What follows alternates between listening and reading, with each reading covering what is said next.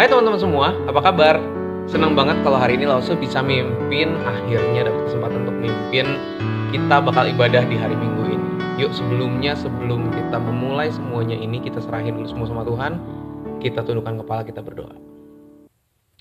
Tuhan, ke dalam tangan-Mu kami serahkan ibadah kami, semua puji-pujian kami, semua hal yang akan kami dengarkan. Kiranya tangan-Mu yang kuat, yang menolong kami buat fokus, menolong kami untuk mengerti. Karena tanpa Engkau kami gak bisa mengerti Tuhan.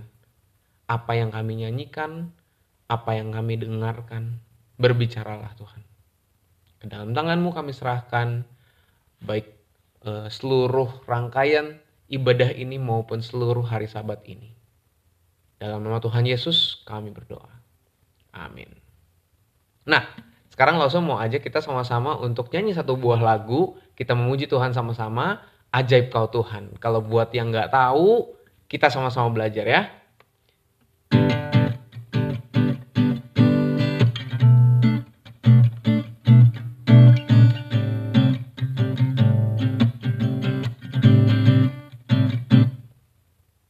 Tak terbayang kebesaran-Mu dan tak terbanding kekuatan-Mu Tuhan.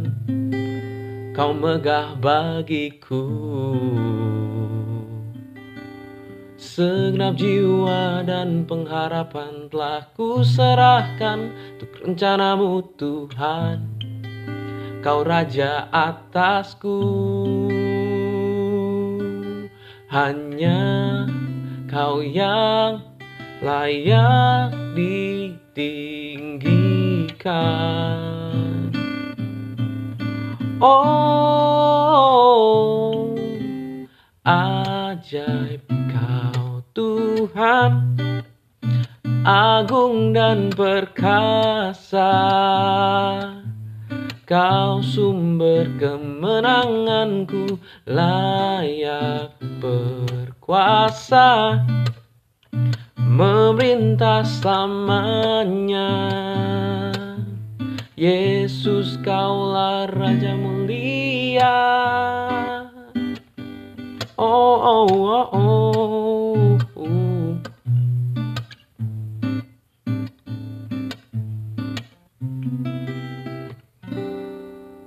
Tak terbayang kebesaran-Mu dan tak terbanding kekuatan-Mu Tuhan.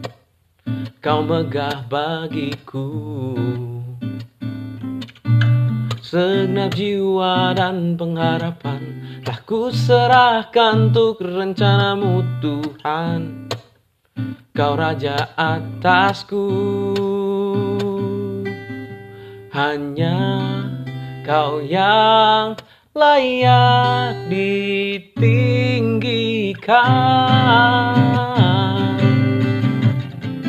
Yuk semua sama-sama nyanyikan ya.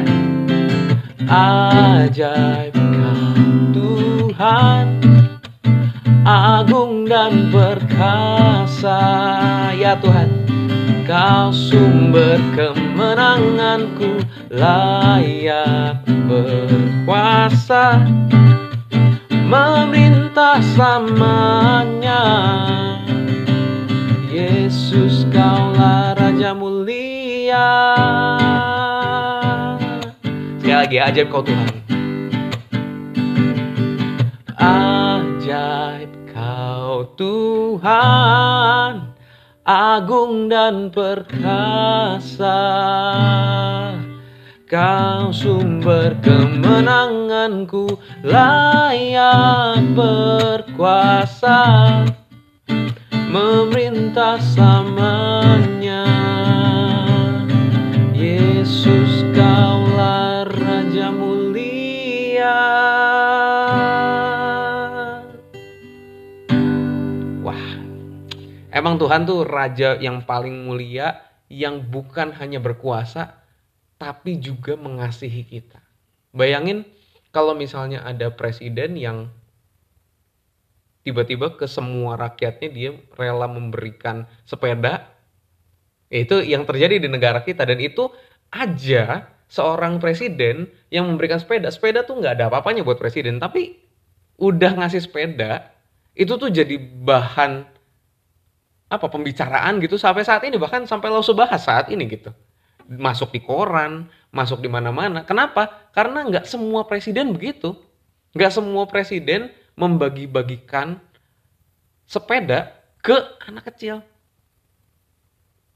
Bayangin kalau ada seorang raja yang hebat banget, gede banget, tapi dia rela bahkan ngasih nyawanya buat kita. Ngasih sebuah anugerah yang gak bisa dibayar sama apapun kepada orang yang gak layak, kepada kita yang gak layak. Nah itu sebenarnya yang kita mau nyanyiin sama-sama lewat sebuah lagu yang pasti gak asing lagi buat kita semua, Amazing Grace. Amazing Grace. Pertama kita nyanyi bahasa Indonesianya, lalu kita nyanyiin lirik lagu bahasa Inggrisnya ya.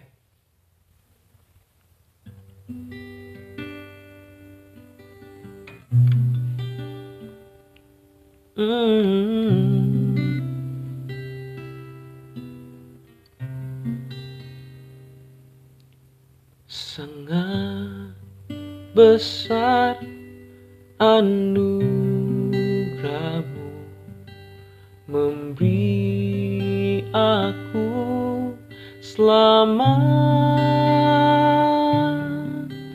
hilanglah jiwaku dulu di jalan yang sesat.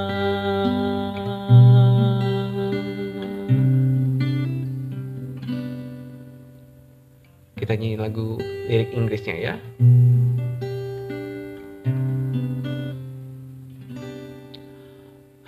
Amazing grace, how sweet the sound that saved a wretch like me.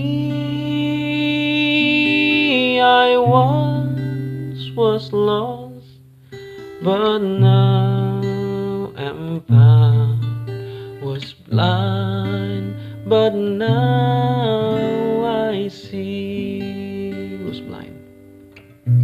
Was blind, but now I see. Was blind, but now was blind, but now I see. Sebentar kita dengerin firman Tuhan, yuk kita sama-sama tundukkan kepala, kita berdoa. Tuhan, sangat besar anugerah-Mu memberikan kami sebuah anugerah yang gak bisa kami bayar lagi. Gak bisa kami bayangkan bahkan harganya segimana Tuhan. Tapi tetap Engkau memberikannya pada kami. Sebentar kami mau merenungkan hal itu, merenungkan kasih karunia-Mu, merenungkan anugerah-Mu Tuhan. Kiranya ke dalam tangan-Mu kami serahkan pembacaan firman maupun setiap hal yang akan kami renungkan. Thank you banget Tuhan. Dalam Tuhan Yesus kami berdoa. Amin. Sebentar langsung naruh gitar dulu ya. Oke, sekarang kita lanjut ya. Kita mau dengerin firman Tuhan. Tapi sebelumnya langsung mau nanya dulu nih. Apakah kalian, ini pertanyaan agak serem ya, sorry ya. Gimana kalau kalian ditanya nih, tiba-tiba waktu kalian lagi tidur, tiba-tiba ada suara gitu. Misalnya langsung kan nama langsung Arif gitu. Arif.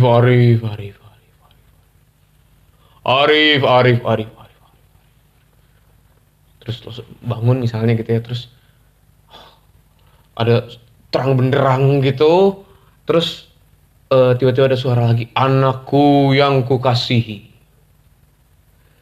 bersiap-siaplah, kamu 1 bulan lagi akan mati karena COVID.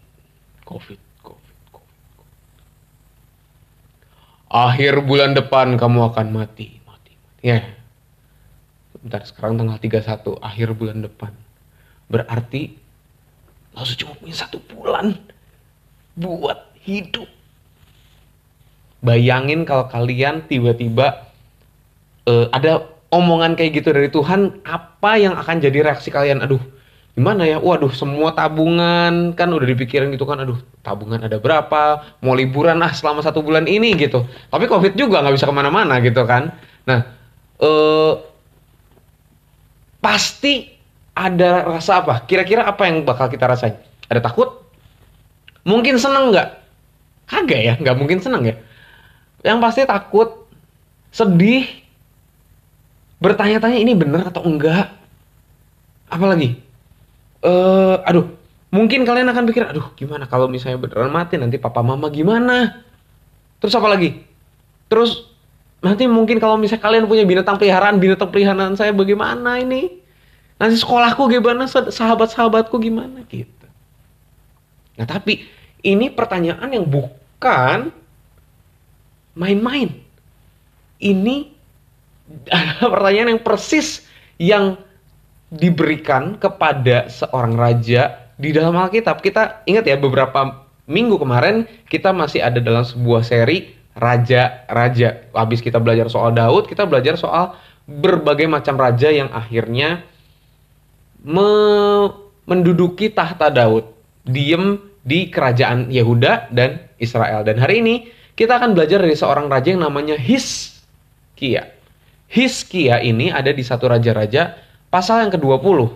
Dan di situ habis ada beberapa hal gitu yang dia lewatin gitu kan. Tiba-tiba ini nih ada seorang nabi yang datang ke Raja Hizkia. Terus ngapain? Terus dia ngomong ke Raja Hizkia, kamu bakal mati, udah siap-siap. Dia ngomongnya tuh, kita kalau misalnya lihat di bagian firman Tuhan ini gitu ya, dia ngomongnya tuh, sampaikanlah pesan terakhir kepada keluargamu, sebab engkau akan mati, tidak akan sembuh lagi. Gimana tuh? Posisinya saat itu Raja Hizkia itu lagi sakit. Padahal Raja Hizkia itu raja yang baik, raja yang taat sama Tuhan, suka berdoa, menyembah Tuhan, nggak kayak raja-raja yang lain, raja-raja lain yang sehat. Kenapa dia dikasih sakit padahal dia raja yang menyembah Tuhan? Bayangin reaksi dari Hizkia harusnya kayak gimana? Sedih. Nangis pasti ya. Aduh, gimana ini? Takut gitu kan. Aduh, janganlah. Aduh, gimana ini, gimana gitu. Ada sedih, ada takut. Tapi reaksi dari Hizkia ini ada sesuatu yang waduh, hebat banget gitu. Hebatnya apa? Reaksi dari Hizkia kalau kalian baca di 1 Raja-Raja itu adalah berdoa. Dia nangis. Bahkan disebutin berurai air mata gitu. Di Alkitab ditulisnya begitu. Tapi Raja Hizkia berdoa kepada Tuhan. Ketika Nabi Yesaya ngomong kayak gitu, dia langsung berdoa sama Tuhan. Tuhan, saya pengen dapat umur yang lebih panjang. Tuhan, mungkin dia ada ketakutan soalnya sebelum dia rajanya jahat. Bangsa Israel nggak nyembah Tuhan sama sekali. Mungkin ada sebagian kecil yang masih nyembah Tuhan, tapi sebagian besar enggak. Karena rajanya nggak nyembah Tuhan. Nah, ketika Raja Hizkia naik tahta, tiba-tiba dia membuat semuanya itu jadi penyembahan kepada Tuhan. Nggak ada lagi yang menyembah ke berhala-berhala. Terus dia mungkin takut, kalau misalnya dia mati, gimana nanti bangsanya? Apakah bangsanya akan kembali kepada penyembahan berhala atau tetap kepada Tuhan? Mungkin dia ada ketakutan itu, Tuhan, saya nggak mau bangsa Israel, bangsa Yehuda ini kembali ke penyembahan berhala. Boleh nggak saya dikasih umur lebih panjang lagi sedikit? Terus ini kalau misalnya ini juga ada di bagiannya di kitab Yesaya 38 kalau nggak salah. Di situ ada sesuatu yang lebih dramatis ya. Kalau misalnya kalian ngebandingin dua teks ini gitu ya, dua bagian ini, bisa kelihatan kalau Raja Hizkia itu langsung doanya dijawab sama Tuhan. Bahkan disebutnya kalau misalnya Nabi Yesaya, nabi yang menyampaikan firman, kalau misalnya si Raja Hizkia ini akan mati, belum sampai keluar di gerbang rumah Raja Hizkia, tapi dia udah disuruh sama Tuhan, balik, balik, balik, balik. Gitu. Jawabannya langsung. Dan kalau misalnya kalian baca di 1 Raja-Raja 20 ayat yang kelima, disebutnya kalau misalnya Raja Hizkia akan hidup berapa tahun lagi tuh? 5 tahun lagi. Ini tuh bahkan dia tuh baru bertahta kurang lebih 8 tahun. Kurang lebih 8 tahun tadi disebutnya. Tapi dia dikasih waktu untuk hidup 15 tahun. Ditambah 15 tahun lagi. Jadi masa pemerintahannya akan ditambah 15 tahun sama Tuhan. Dan ini tuh dari ayat 5 kita bisa lihat kalau misalnya doa Hizkia tuh dikabulkan karena dia adalah seorang raja. Dan dia adalah keturunan Daud. Terus Raja Hizkia nanya, gimana, tandanya apa supaya saya tahu kalau saya sembuh? Soalnya dia posisinya masih sakit. Gimana nih kalau misalnya ini bener dari Tuhan atau enggak? Nah terus ada buah ara yang ditaruh di atas bisulnya Hizkia. Ternyata dia ada bisul yang membuat dia bisa mati. Terus ditaruh buah ara di atas bisul itu adalah sebuah tindakan simbol, dan itu menunjukkan kalau Raja Hizkia akan berangsur-angsur sembuh gitu. Nggak disebutin penyakitnya apa, tapi kemungkinan besar ada bisulnya itu. Nah tapi Hizkia bilang, aduh tandanya belum cukup, ini soalnya saya masih sakit gitu kan. Dia butuh tanda yang lebih spektakuler, dan Tuhan dan Nabi Yesaya nggak marah. Nggak yang ini udah dikasih juga masih aja minta-minta lagi, nggak gitu. Tapi di situ tuh ada kayak mungkin semacam jam matahari gitu, yang kalau misalnya jam matahari makin sore kan harusnya bayangannya makin panjang, benar? Harusnya bayangannya makin panjang, kemungkinan besar ya. Jam matahari itu yang dimaksud, padahal kita nggak tahu dengan persis. Tapi Raja Hizkia ditanya nih, kamu mau bayangannya makin panjang atau makin pendek? Kamu mau bayangannya makin panjang atau makin pendek? Itu tanda kalau misalnya Tuhan yang menjawab doa kamu. Terus Hizkia mikir, ini kan makin lama makin sore. Kalau misalnya makin sore, bayangannya makin panjang sih udah biasa gitu. Cuma agak cepet aja panjangnya gitu. Terus Hizkia minta sesuatu yang harusnya nggak mungkin. Harusnya cuma Tuhan yang bisa ngasih itu. Dia minta bayangannya mendekin. Nggak mungkin kan kalau makin sore bayangannya mendekin. Terus dikabulin sama Tuhan. Dia ngelihat bayangnya itu katanya tuh mundur sekitar 10 langkah. Itu tanda kalau Tuhan yang mengabulkan doanya Hizkia itu. Benar-benar doanya dikabulin. Nah, ini tuh sebuah cerita yang menarik. Kenapa? Karena kalau misalnya kita baca dari kitab-kitab yang lain ya, misalnya nih, kalian coba buka ya Mazmur 21 ayat 5. Mazmur 21 ayat 5 itu disebutin kalau misalnya Tuhan memberkati raja yang berkenan kepadanya dengan apa? Dengan umur panjang. Terus kalian coba kalau misalnya baca Mazmur 91 ayat 16. Itu disebutin kalau misalnya umur panjang akan diberikan kepada orang yang hatinya melekat kepada Tuhan. Hatinya melekat kepada Tuhan. Itu bisa kelihatan di ayat 14 sebenarnya. Kalau misalnya 16 cuma umur panjangnya doang ya.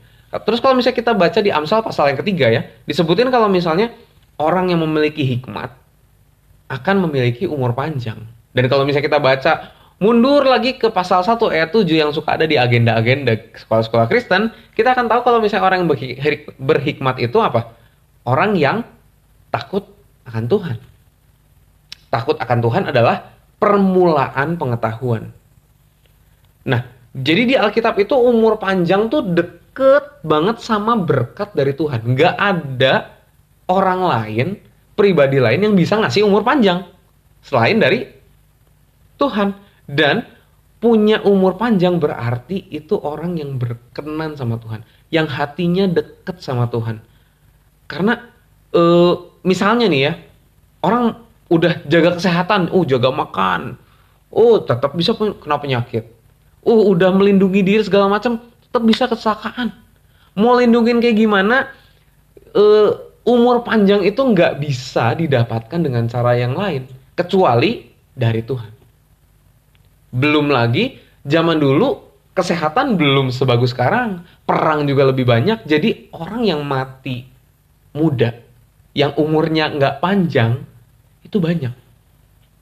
Dan jadinya orang yang umurnya panjang tuh sesuatu yang waduh gila, berarti dia tuh benar-benar diperkenan sama Tuhan, disayang sama Tuhan gitu.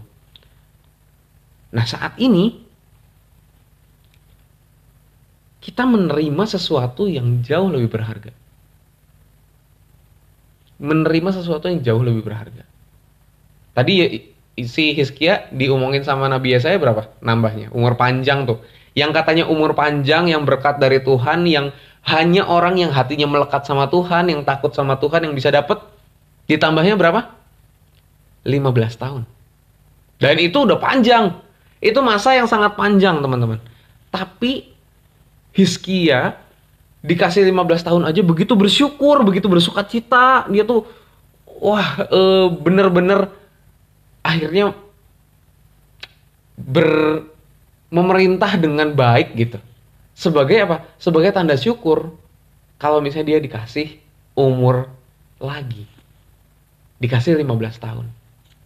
Bayangin kita yang dikasih hidup yang kekal. Kekal tuh gimana sih? Infinite. 15 dibanding infinite nggak ada bandingannya. 15 dibanding 100 aja nggak ada bandingannya. 15 dibanding sejuta nggak ada bandingannya. Ini 15 dibanding hidup yang kekal. Tahunnya banyak banget. Banyak banget tahunnya. Bukan cuma 15 tahun. Hizkia nih ya, dikasih 15 tahun bersukacita, bersyukur, menyerahkan hidupnya sama Tuhan. Gimana kita yang dikasih hidup kekal? Betapa kita harusnya lebih bersukacita, kita harusnya lebih bersyukur, dan kita lebih menyerahkan hidup kita sama Tuhan. Lebih dari Hizkia yang sekedar dikasih 15 tahun, teman-teman. Bayangin ya, bayangin. Ibaratnya, ada satu keluarga gitu ya, yang seorang, ada anaknya, ada ibunya.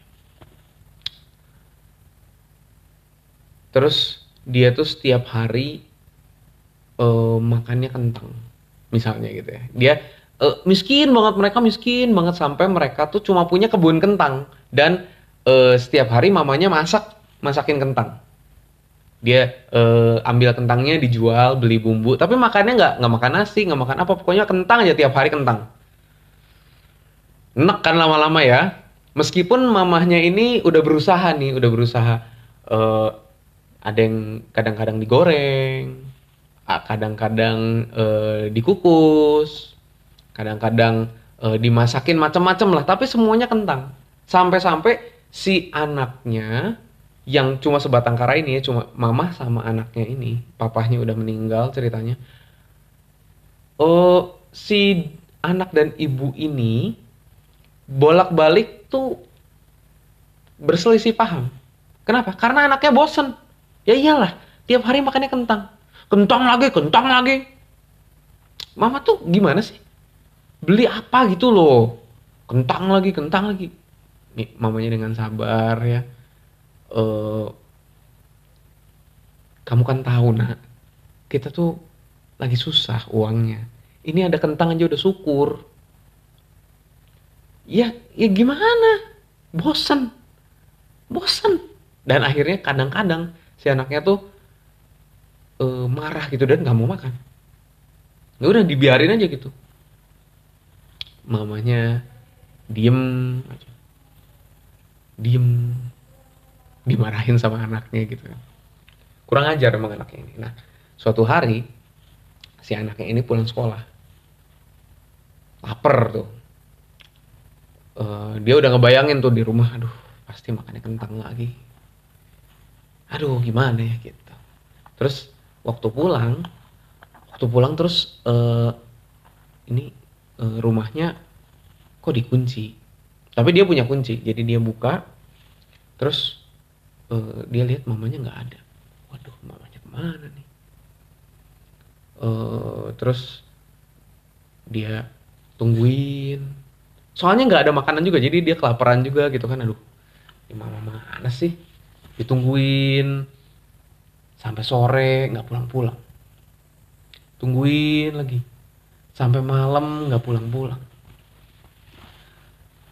Sampai akhirnya jam 10 malam dia tuh udah mikir aneh-aneh gitu. Aduh, mama kemana ini? Kesalahan tah? Diculik tah? Diapain gitu? Apa yang terjadi kepada mamanya sampai mamanya nggak pulang sampai jam 10 malam? Padahal biasanya dia pulang sekolah, mamanya pasti udah pulang. Aduh, dia udah mikir gitu kan. Dia udah menyesal nih, dia udah menyesal. Selama ini saya sudah memperlakukan mama tuh segimana ya? Betapa kurang ajarnya saya. Betapa saya nggak bersyukur kalau misalnya mama masih masakin kentang setiap hari. Saya masih bisa makan tiap hari. Aduh, saya nggak mau menyia-nyiakan kalau dia berdoa sama Tuhan. Tuhan, saya minta mama pulang. Saya minta mama nggak kenapa-napa. Saya janji Tuhan, saya pasti bakal makanin kentang mama. Saya nggak mau kurang ajar lagi sama mama gitu. Tungguin, dia doa terus, dia udah takut, dia udah cemas gitu kan. Terus akhirnya sekitar jam 11, jam setengah 12 ada suara kunci masuk gitu ke pintu rumahnya gitu, dan mamanya masuk. Waduh, dia udah begitu bersukacita karena ngelihat mamanya. Langsung dipeluk, langsung, "Mama kemana sih? Kenapa baru pulang jam segini?" Dan ternyata mamanya tuh pergi sampai keluar kota untuk apa? Untuk jualin kentangnya. Karena yang beli kentang di kotanya ya terbatas. Jadi untuk dapat uang lebih, untuk bisa beli makanan yang si anaknya mau, mamahnya tuh sampai keluar kota untuk jualin kentangnya. Loh kan mamanya waktu dipeluk itu kan, "Sorry ya mama, soalnya tadi sampai keluar kota gini gini gini gitu untuk jualan segala macam." Padahal mama udah taruh tulisan di situ, nanti mama pulangnya malam, makanan ada di lemari gitu. eh dan si anaknya udah nggak peduli lagi sama masakan mamanya. Meskipun mamanya masak kentang, besoknya dia tetap bersyukur, dia tetap makan dengan lahap gitu kan, karena dia ternyata menyadari apa, keberadaan seorang mama untuk dia itu berharga. Keberadaan seorang mama, pemberian mama dari hari ke hari, meskipun itu kentang tiap hari, itu berharga. Tapi teman-teman, sayangnya setelah 5-6 bulan makan kentang lagi, dia tetap akhirnya menggerutu lagi, bosan lagi, kurang ajar lagi.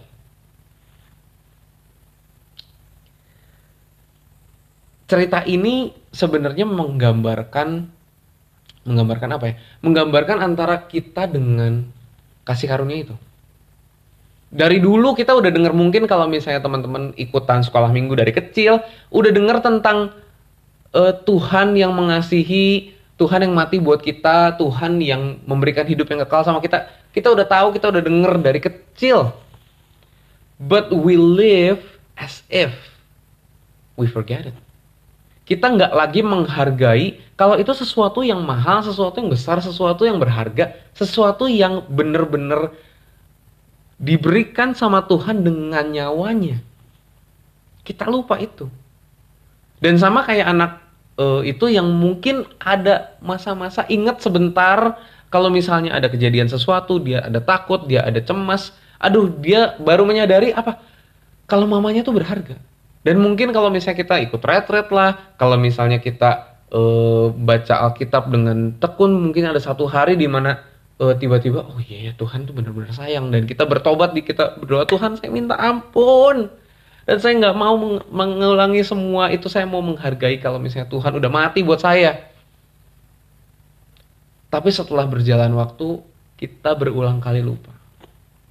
Kita berulang kali lupa kalau misalnya keberadaan Tuhan aja itu berharga. Tuhan yang udah mati buat kita, yang bisa bareng-bareng sama kita di dalam hati kita ini, dia tuh berharga. Lause di sini mau ngajak untuk kita sama-sama kembali melihat kasih karunia Tuhan, pengorbanan Tuhan, dan kita ngebandingin sama Hizkia yang tadi dikasih 15 tahun. Cuma 15 tahun. Dia udah bersuka cita, bersyukur, dan menyerahkan hidupnya sama Tuhan. How much more? Betapa kita harusnya lebih bersyukur, lebih bersuka cita, lebih menyerahkan hidup kita sama Tuhan, sama anugerahnya yang udah dia kasih buat kita. Yuk kita belajar menyenangkan Tuhan lewat apa? Lewat berbagai hal dalam hidup kita. Setiap hari adalah sebuah pilihan kita mau menyenangkan Tuhan atau menyenangkan diri sendiri. Setiap hari adalah pilihan gue mau nyontek atau enggak. Ada pilihan untuk nggak nyontek, itu lebih susah, tapi itu menyenangkan Tuhan. Kita mau pilih yang mana?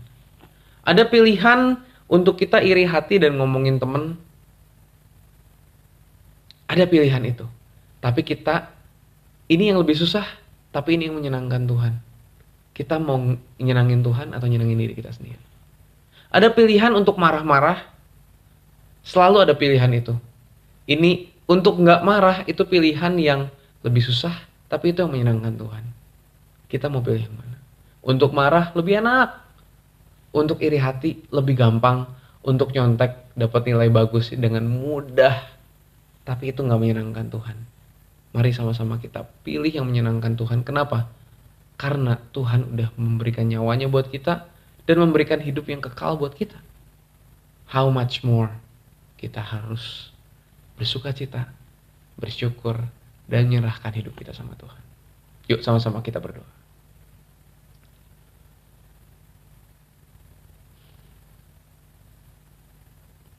Tuhan, kami gak layak menerima anugerah-Mu. Tapi Engkau mengasihi kami dan memberikan hidup-Mu buat kami. Izinkan kami berjalan bersama-Mu Tuhan. Menjalani anugerah itu hari demi hari. Hidup kami penuh dengan pilihan Tuhan dalam setiap musim hidup kami. Tapi dalam setiap pilihan itu ada sesuatu yang Tuhan mau ajarkan. Ada pilihan-pilihan yang gak mudah Tuhan dalam hidup kami.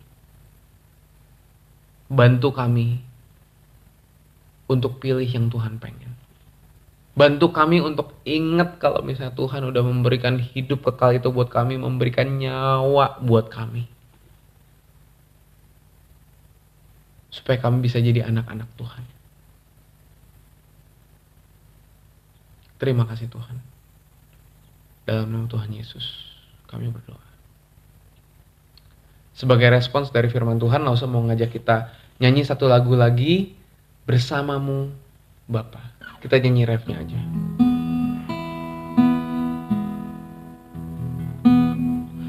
Bersamamu Bapa, ku lewati semua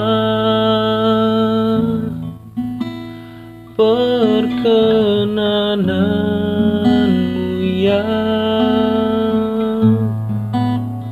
teguhkan hatiku.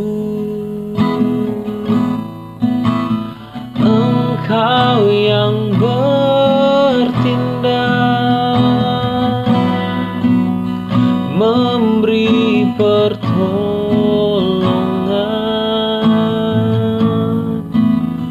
anugerah-Mu besar melimpah bagiku.